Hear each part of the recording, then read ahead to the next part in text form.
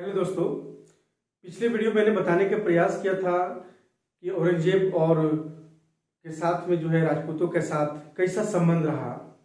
आज हम बताने का प्रयास करने जा रहे हैं कि औरंगजेब की दक्षिण नीति यह एक बहुत ही महत्वपूर्ण विषय है और ये दक्षिण नीति हर एक प्रत्येक प्रतियोगिता परीक्षाओं में पूछे जाते हैं। और औरंगजेब की दक्षिण नीति क्या थी, यह वीडियो के अंत तक आप बने रहें। बहुत ही महत्वपूर्ण यह प्रश्न है क्योंकि हम देखते हैं कि 1692 ईस्वी में अपने विद्रोही पुत्र अकबर का पीछा करते हुए, यानी शहजादा अकबर का पीछा करते हुए वह दक्षिण आया था। औरंगजेब दक्षिण भारत पहुंचा, लेकिन उसके बाद उसे उत्तर भारत में आने का उसे अवसर प्राप्त नहीं हुआ। कहा जाता है कि यह दक्षिण भारत औरंगजेब का कब्रिस्तान सिद्ध हुआ। इसके विषय में लिफेंस्टन महोदय और स्मिथ महोदय का भी मानना है कि औरंगजेब की जो नीतिगत कुछ भूलों के कारण दक्षिण की समस्या उत्पन्न हुई थी। यहीं पर जो है इसकी कटाक्ष करते हुए यदुनाथ सरकार क्या कहते हैं, इससे सहमत नहीं है। इनका मानना यह है कि औरंगजेब की दक्षिण की नीति जो है अकबर की नीतियों का ही तार्किक परिणति थी, लेकिन औरंगजेब को जो विरासत में मिली थी और उसे औरंगजेब ने व्यक्तिगत भूलों के कारण इस समस्या को भी और गहरा कर दिया। तो आइए हम लोग देखते हैं कि औरंगजेब को दक्षिण भारत का जो है कब्रिस्तान सिद्ध हुआ या कैसे सिद्ध हुआ। औरंगजेब का उद्देश्य क्या था? औरंगजेब का उद्देश्य था कि बीजापुर से अहमदनगर क्षेत्र को वापस लेना था, क्योंकि कल्याणी और बिदर को पहले ही 1657 में वापस ला चुका था अपने अधीन में। 1660 ईस्वी में औरंगजेब ने जो है कुछ विद्रोही यानी घूस देकर परेंडा को भी प्राप्त कर लिया था, वहां के किले को। 1668 ईस्वी में औरंगजेब ने 1668 में औरंगजेब ने जो है सोलापुर को भी जो है गहरा कर लिया था, उसको भी जो है और भी प्राप्त कर लिया था। तो बीजापुर और गोलकुंडा की मदद से वो चाहता था औरंगजेब कि मराठों को पराजित करना था। और 1679 ईस्वी में तब जो है दिलेर खां ने जो है बीजापुर का घेरा डाला, लेकिन असफल रहा। तो आइए हम लोग देखते हैं कि यह जो है कैसे रहा।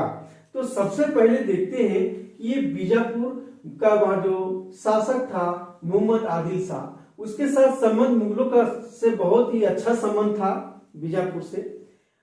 इनकी 1656 में इसकी जब मृत्यु हो गई मोहम्मद आदिल शाह का, तो इसके पुत्र जो है अली आदिल शाह शासक बने। लेकिन 1665 ईस्वी में जयसिंह का असफल आक्रमण किया गया।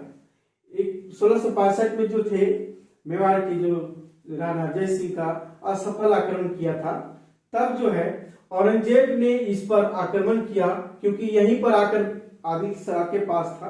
तो फिर आक्रमण किया, औरंगजेब ने आक्रमण किया जयसिंह पर और आदिल शाह द्वितीय से संधि की।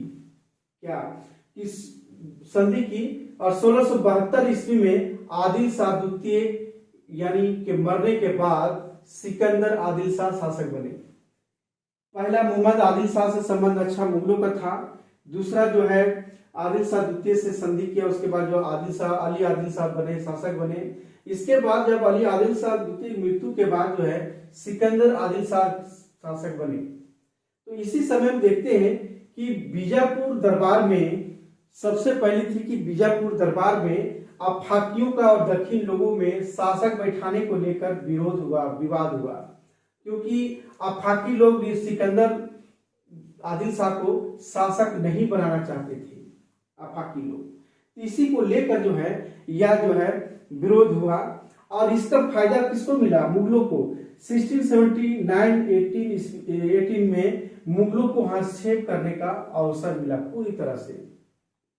इसके बाद जो है दिलेर खां के नेतृत्व में मुगल सेना ने बीजापुर आक्रमण किया। और यहां देखते हैं कि जब आक्रमण किया तो असफल रहा, लेकिन 1681 में यानी 1681 में वह औरंगजेब स्वयं बीजापुर गए, लेकिन शहजादा अकबर के विद्रोह के कारण वापस लौट गया, क्योंकि शहजादा वापस विद्रोह हुआ तो वापस लौट गया।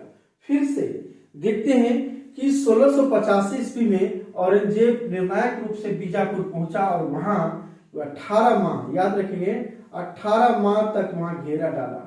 अंततः 1686 में बीजापुर मुगलों के अधीन हो गया और उनके जो शासक था सिकंदर आदिल शाह, वह आजीवन जो 1 लाख रुपये वार्षिक पेंशन पर उसे एक जगह कारावास में रखा गया। यानी 1685 में राजकुमार जो मुअज्जम के अधीन में जो है गोलकुंडा का फिर इसके बाद घेरा डाला। इसके बाद जो क्या था कि घेरा डाला गोलकुंडा से मांग किया कि वो अपने 2 मुगल जो विरोधी अधिकारी है मदन्ना और अकन्ना को दंडित करना, और गोलकुंडा ने ये शर्त मान ली। बाद में देखते हैं कि मदन्ना और अकन्ना का भी हत्या कर दी जाती है। कुछ समय के लिए गोलकुंडा को छोड़ दिया जाता है और बीजापुर पर ध्यान देता है। तो बीजापुर से जब अधीन करने के समय यहाँ पर जो है कुछ संधियां करते हैं, कुछ शर्त रखते हैं। औरंगजेब बीजापुर से के समझ जो है कुछ शर्त रखी थी। क्या रखा था कि मुगल सेना को बीजापुर क्षेत्र से गुजरने दे और वह शंभू जी के विरोध यानी मराठों यानी शंभू जी के विरुद्ध जो है मुगलों को जो है 5-6 हजार जो है घुड़सवार सेना हमको दे या घुड़सवार जो है सेना प्रदान करे। तीसरी था कि मुगल सेना के लिए जो है खाने पीने के लिए जो सारा चीज तो रसद होता है उसका प्रबंध करे। ये तीनों जो है मांग किया बीजापुर से औरंगजेब ने। बीजापुर ने इन शर्तों को मानने से इनकार कर दिया क्योंकि इन शर्तों की अपनी संप्रभुता के विरुद्ध माना और उसे शर्त मानने से इनकार कर दिया। साथ ही शंभू जी गोलकुंडा से मुगलों के विरुद्ध सहायता मांगी तो शंभू जी की पूरी सहायता मिली गोलकुंडा से। तो 1686 ईस्वी में हम देखते हैं कि यहाँ पर जो है एक औरंगजेब ने बीजापुर का घेरा डाला और डालकर जीत लिया। बीजापुर के अंतिम शासक सिकंदर आदिल शाह को भी जो है गिरफ्तार कर लिया गया। तो सबसे पहले देखते हैं कि यहाँ पर औरंगजेब गोलकुंडा को जीतने का एक बहाना खोज रहा था, क्या कि कुछ बहाना मिल जाए। लेकिन बहाना के तहत क्या था, औरंगजेब को मीर जुमला का वजीर के पद से अब्दुल्ला द्वारा हटाया जाना था। मीर जुमला का जो वजीर का पद यहाँ था गोलकुंडा में, वह अब्दुल्ला के द्वारा जो है हटा दिया गया। अब क्या था कि औरंगजेब ने अब्दुल्ला को धमकी ये दिया कि मीर जुमला के जितने भी सब परिवार है जो बंदी बनाए हैं आप उनको छोड़ दे, नहीं तो आक्रमण किया जाएगा। ना मानने पर अब्दुल्ला ने अपने पुत्र को उसके खिलाफ भेजा। यानी ना मानने पर जो औरंगजेब ने क्या किया, अपने पुत्र को जो है उसके खिलाफ भेजा अब्दुल्ला के प्रति।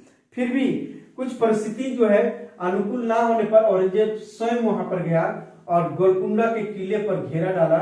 लेकिन जो उनके जो दारा के हस्तक्षेप से जो है कारण गोलकुंडा फिर बच गया। अब्दुल्ला के बाद जो है जो शासक उत्तराधिकारी बनता है अबुल हसन कुतुब शाह, इसी के शासन के समय में औरंगजेब ने आक्रमण किया था। यानी अबुल हसन कुतुब शाह थे, इन्हीं के शासन में औरंगजेब ने आक्रमण किया। और कुतुब शाह के समय मदन्ना और अकन्ना यही प्रधानमंत्री फिर बाद में बना था। और इसी दोनों जो है शिवाजी से भी मिल गए थे और फिर उनके उत्तराधिकारी से मिल गए, इसलिए औरंगजेब ने आक्रमण किया। औरंगजेब ने यहाँ पर एक बहुत बड़ा नीति था कि उन्होंने जो है यह घूस की नीति अपनाई। वह एक अधिकारी को कुछ घूस देकर, कुछ रुपये पैसे देकर वह उसे अपनी ओर मिलाया और जिसने उस किले का दरवाजा खोल दिया। यानी गोलकुंडा का जो किले का दरवाजा जो था वह जो है खोल दिया। तो इस तरह से देखते हैं कि यहाँ पर औरंगजेब ने जैसे गोलकुंडा का जो घेरा डाला था, और एक और बहाना एक और भी था कि औरंगजेब ने गोलकुंडा का घेरा डाला और घेरा डालने पर आरोप लगा कि बीजापुर को जो है 40,000 सैनिक प्रदान आप किए हैं। यानी गोलकुंडा को कहा तो गोलकुंडा 1600 लास्ट में अंतिम में 1687 में गोलकुंडा पूर्ण रूप से मुगल साम्राज्य का अंग बन गया। तो इस तरह से जो देखते हैं कि बीजापुर के अंतिम शासक सिकंदर आदिल शाह को भी गिरफ्तार कर लिया था और गोलकुंडा को भी जो है पूरी तरह से हस्तक्षेप करके पूर्ण रूप से मुगल साम्राज्य का अंग बन गया। तो इस तरह से देखते हैं कि कारण क्या था कि औरंगजेब ने कुछ भूलें भी की थी, जिससे दक्षिण की समस्या और भी जो है उलझ गई। बीजापुर और गोलकुंडा के विजय के बाद उसके लिए आवश्यक था कि शंभू जी से संधि करे, लेकिन इस जीत की वैधता को प्रदान करने के लिए, जैसा कि शाहजहां ने भी अहमदनगर विजय किया था, लेकिन बीजापुर के साथ किया था, संधिया किया था, बीजापुर के साथ संधि भी किया था अहमदनगर विजय करने के बाद शाहजहां ने। लेकिन औरंगजेब ने सबसे बड़ी गलती की थी कि शंभू जी को भी मार डाला। उसने एक तरह से देखा जाए तो मराठों को संघर्ष के लिए एक बहुत बड़ा मुद्दा दे दिया। यहाँ पर शंभू जी की हत्या करके मराठों को संघर्ष के लिए एक बहुत बड़ा मुद्दा दे दिया। दूसरी बात याद थी कि उसकी सबसे बड़ा गलती कहा जाता है कि बीजापुर और गोलकुंडा को एक जीतने के बाद एक उन्नत प्रशासन स्थापना नहीं किया था। तीसरी गलती यह भी माना जाता है कि 1690 के बाद यानी वह धीरे धीरे कृष्णा नदी के दक्षिण की ओर यानी हिंदू राज्यों को जीतने लगा था। इस प्रकार उसने कुछ मुगल सीमा का जो देखते हैं बहुत अनावश्यक रूप से विस्तार कर दिया औरंगजेब ने। तो मुगल सेना इधर उधर बिखरने लगी। परिणाम स्वरूप यही हुआ कि मराठे आक्रमण और भी सफल होते गए। मराठा विद्रोह धीरे धीरे एक जन आंदोलन का रूप लेने लगा। औरंगजेब इस आंदोलन को दबाने के लिए एक किले से दूसरे किले भटकते रहा, दौड़ते रहा।